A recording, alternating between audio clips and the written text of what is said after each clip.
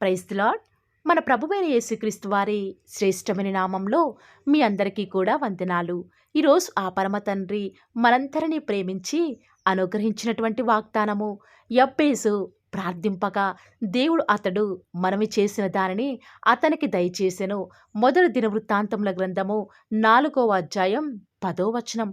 When Jabez prayed, God granted his request. First Chronicles chapter 4 verse 10. ఈరోజు ఆ పరమ తండ్రి మనందరినీ ప్రేమించి అనుగ్రహించిన కృపావార్తను బట్టి ధ్యానించుకుందాము.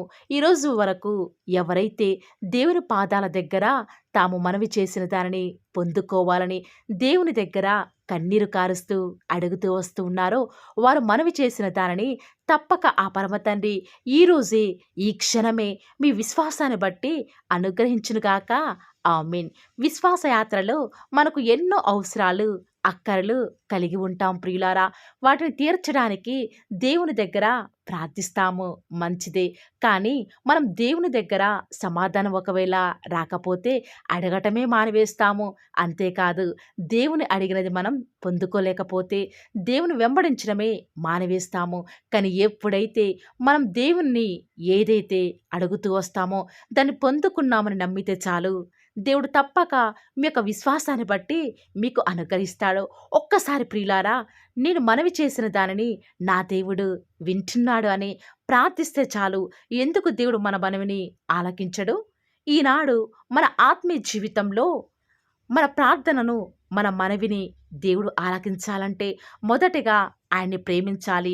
ఆనాడు యెబ్బేజును తన తల్లి ఎంతో బాధతో, వేదనతో, ఎంతో నిరాశలో ఉండి యెబ్బేజుకు జన్మనిచ్చింది.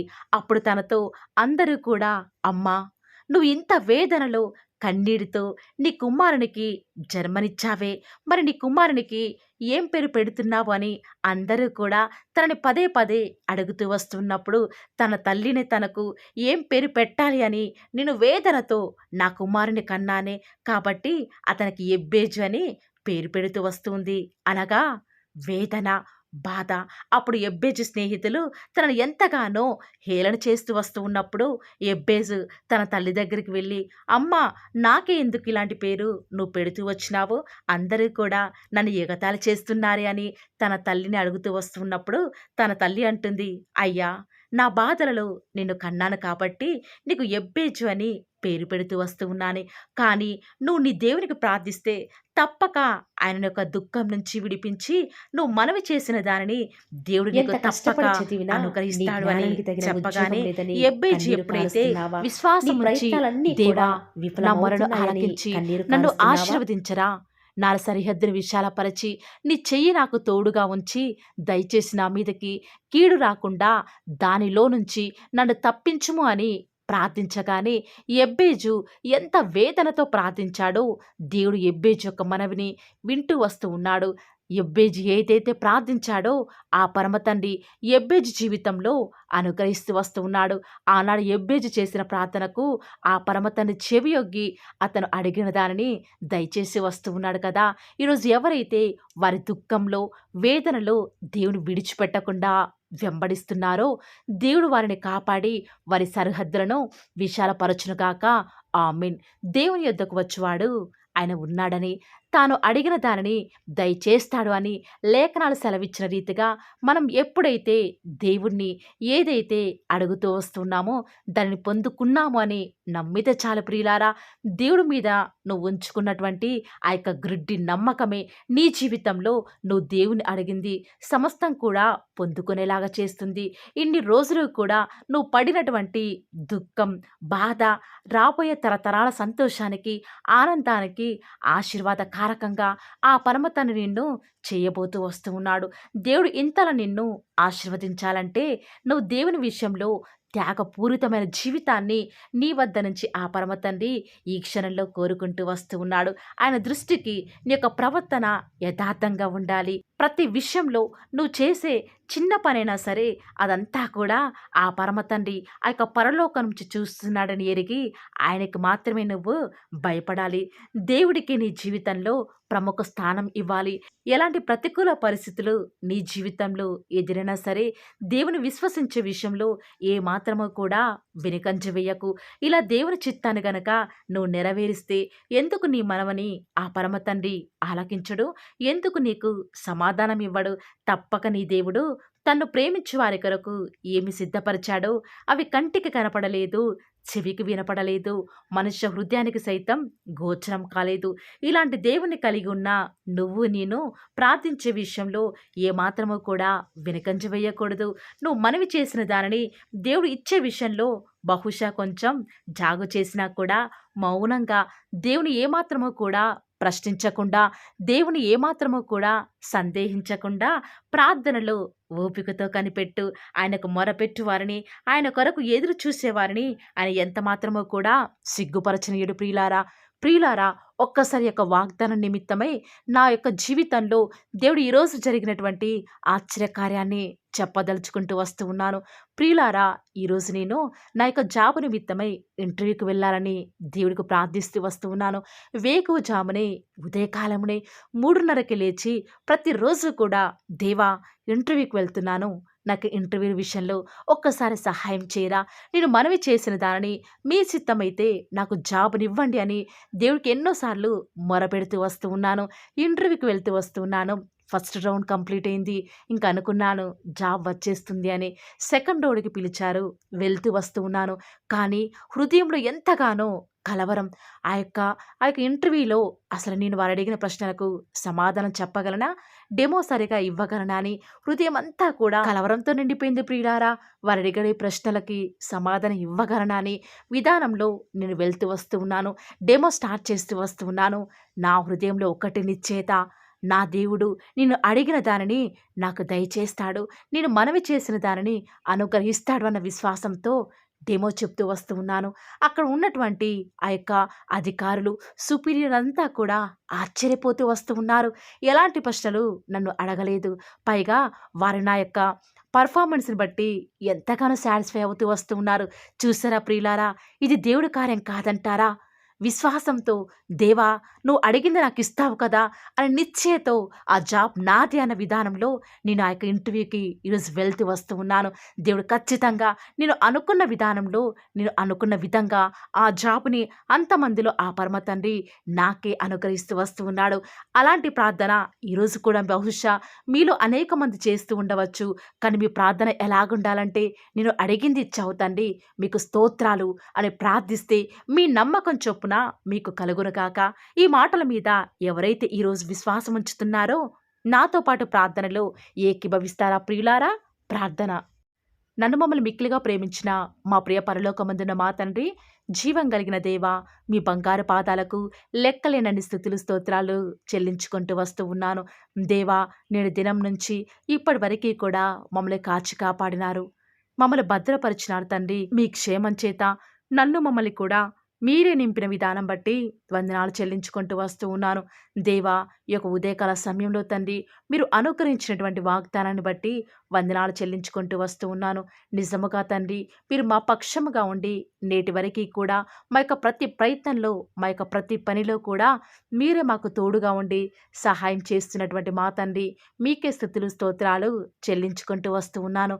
ఆనాడు తండ్రి ఎబ్బేసైతే తండ్రి ఎంతో వేదనతో తండ్రి మీ పాద సన్నిధిలో చేరి దేవా నా ప్రార్థన ఆలకించవా, నన్ను ఆశీర్వదించవా, నా సరిహద్దును విశాలపరచరా, మీ చేయి నాకు తోడుగా ఉంచరా, ఎలాంటి కీడు నా దరికి రాకుండా ప్రతి పరిస్థితి నుంచి కూడా నన్ను తప్పించండి అని ఎంత చక్కగా ప్రార్థించాడో, తన విశ్వాసానికి తగినట్లుగా తన మనవిని మీరు ఆలకించి తన అడిగినదంతా కూడా తనకు దయచేస్తూ వస్తూ ఉన్నారు కదా తండ్రి. దుఃఖంతో నిండిన తన జీవితంలో సంతోషాన్ని ఇచ్చినారు తండ్రి. ఒక సార్థకతను తనకి దయచేస్తూ వస్తూ ఉన్నారు. ఎంత గొప్ప దేవుడవు యేసయ్యా, ఎంత మంచి జాలికల దేవుడవు యేసయ్యా. మీరు మా పక్షముగా ఉండి నేటి వరకు కూడా ఊహకు మించి కార్యాలు జరిగిస్తున్న విధానం బట్టి వందనాలు స్తుతులు స్తోత్రాలు చెల్లించుకుంటూ వస్తూ ఉన్నాను. దేవా, ఈ దినమంతటిలో కూడా మీ సహాయాన్ని, మీ సన్నిధానాన్ని మాకు మీరే అనుగ్రహిస్తున్న విధానం బట్టి మీకే స్తుతులు స్తోత్రాలు చెల్లించుకుంటూ వస్తూ ఉన్నాను. విన్న వాక్యాన్ని దుష్టుడు ఎత్తుకొని పోకుండా వారి జీవితాలలో అద్భుత కార్యాలను మీరే జరిగిస్తూ వస్తారని కూడా ప్రార్థిస్తూ వస్తూ ఉన్నాను. ఈరోజు ఎన్నో ఆటంకాలు తండ్రి, ఎన్నో అవమానాలు దేవా, ఎన్నో నిందలు తండ్రి, మిమ్మల్ని వెంబడించకుండా, మీ వైపు చూడకుండా నన్ను మమ్మల్ందరినీ కూడా ఎంతగానో నరక యాతనకి గురి చేస్తూ వస్తూ ఉండగా, దేవా మమ్మల్ని జ్ఞాపకం చేసుకుంటూ రారా. ఈనాడు మీరు మమ్మల్ని కరుణించరా తండ్రి. దేవా మీ వైపే మా కనులు చూస్తూ వస్తూ ఉన్నాయి తండ్రి. యజమానురాలి తను కరుణించేదాకా దాసి కనులు ఏ రీతిగా అయితే తన వైపు చూస్తూ వస్తూ ఉన్నాయో, యజమానుడు కరుణించేదాకా దాసుని కన్నులు తన వైపు ఏ రీతిగా తిరుగుతూ వస్తూ ఉన్నాయో, దేవా ఈనాడు మీ తట్టు చూస్తూ వస్తూ ఉన్నాము. ఒక్కసారి మమ్మల్ని కరుణించరా. కొండల తట్టు మా కన్నులు ఎచ్చున్నాం తండ్రి. మాకు సహాయం ఎక్కడి నుంచి లభిస్తుంది? భూమి ఆకాశం సృజించిన యెహోవాని మాత్రమే మాకు సహాయం లభిస్తుంది. కాబట్టి మీ వైపు చూస్తూ ప్రార్థిస్తుండగా మా జీవితంలో ఒక అద్భుతమైన కార్యాన్ని జరిగిస్తూ రారా.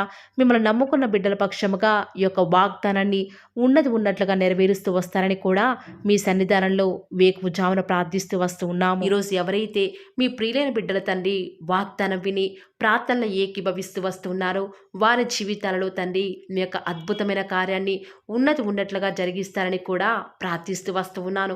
దేవా ఎంతైనా కూడా మీరు మమ్మల్ని కాచి కాపాడేవాడవుగా, నామా ప్రభుడవుగా నాకు మాకు మీరే ఉన్న విధానం బట్టి వందనాలు చెల్లించుకుంటూ వస్తూ ఉన్నాను. ఈ దినమంతట్లో కూడా మీ యొక్క సహాయాన్ని మీ సన్నిధాన్ని కోరుకొనుచుండగా దయచేసి కృప చూపించండి తండ్రి. ఈనాడు ఎవరైతే దుఃఖంలో ఉండి తండ్రి బలము లేని వారిగా ఉంటూ వస్తున్నారో వారిని జ్ఞాపకం చేసుకోరా. వారి పరిస్థితులను బట్టి దుఃఖించకుండా తండ్రి మీరు వారితో ఉన్నారని ఎరిగి ప్రతి పరిస్థితులలో కూడా మిమ్మల్ని బట్టి ధైర్యం తెచ్చుకొనడం వలన, మిమ్మల్ని బట్టి ఆనందించడం వలన వారి జీవితంలో బలం పొందుకునే ప్రతి పరిస్థితిని కూడా మీరే అనుకరిస్తూ వస్తారని కూడా ప్రార్థిస్తూ వస్తూ ఉన్నాను. దేవా ఎంతైనా కూడా మీరు నమ్మదగిన దేవుడు తండ్రి. మిమ్మల్ని నమ్ముకున్న బిడ్డలను ఎంత మాత్రము కూడా విడిచిపెట్టే దేవుడో కానే కాదు తండ్రి.